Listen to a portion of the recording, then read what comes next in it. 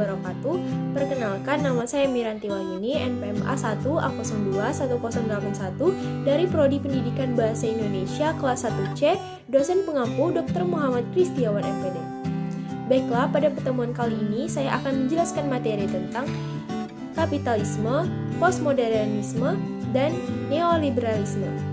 Selamat menyaksikan.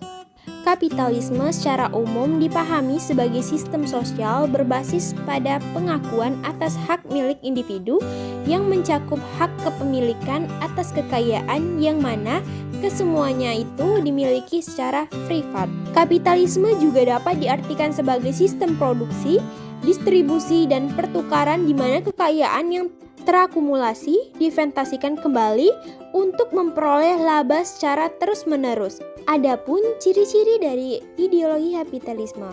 Yang pertama, adanya pengakuan terhadap pihak milik perseorangan atas berbagai faktor. Yang kedua, adanya kebebasan bagi pihak swasta, baik individu maupun perusahaan, untuk memiliki alat-alat produksi sendiri dan aktiva atau gedung, mesin, bahan baku. Yang ketiga, setiap orang memiliki kebebasan dalam bersaing dengan menggunakan metode apapun untuk mendapatkan keuntungan sebesar-besarnya. Yang keempat, pihak swasta memiliki kebebasan untuk menentukan apa yang akan diproduksi, berapa kuantitasnya, dan berapa harga yang dikenakan produk-produk tersebut sesuai permintaan pasar. 5. Pemerintah tidak ikut campur tangan dalam kegiatan perekonomian meskipun pemerintah dapat mengelola proses ekonomi.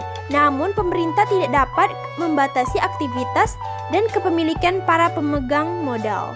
Dan yang terakhir, sistem kapitalisme akan membentuk perilaku individualisme pada setiap orang dalam masyarakat. Selanjutnya yaitu kelebihan dari kapitalisme. Yang pertama, cenderung lebih efisien dalam memanfaatkan berbagai sumber daya dan distribusi barang. Yang kedua, masyarakat menjadi lebih efektif karena adanya keinginan untuk memperbaiki diri untuk bisa memperbaiki diri. Yang ketiga, pertumbuhan ekonomi semakin pesat karena adanya kompetensi pasar. Selanjutnya yaitu postmodernisme. Ialah paham yang berkembang setelah era modern dengan modernismenya.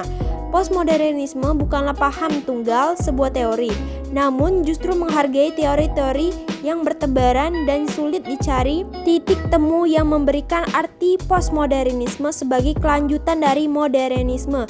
Namun kelanjutan itu menjadi sangat beragam. Bagi Lyotard dan Geltner, postmodernisme adalah pemutusan secara total dari modernisme. Selanjutnya, asas-asas postmodernisme. Yang pertama, penaifan terhadap keuniversalan suatu pemikiran. Yang kedua, penekanan akan terjadinya pergolakan pada identitas persoalan maupun sosial secara terus-menerus. Yang ketiga, pengingkaran atas semua jenis ideologi.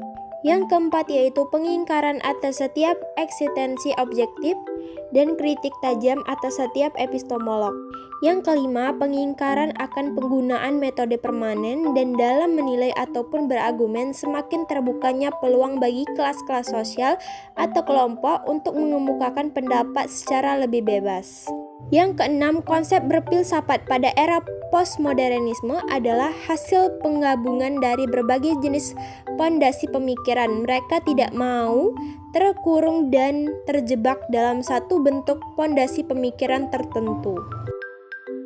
Dan yang terakhir yaitu neoliberalisme. Menurut KBBI, neoliberalisme adalah aliran politik ekonomi yang muncul setelah Perang Dunia I, ditandai dengan tekanan berat pada segi positif ekonomi pasar bebas, disertai dengan usaha penekanan campur tangan pemerintah dan konsentrasi kekuasaan swasta terhadap perekonomian.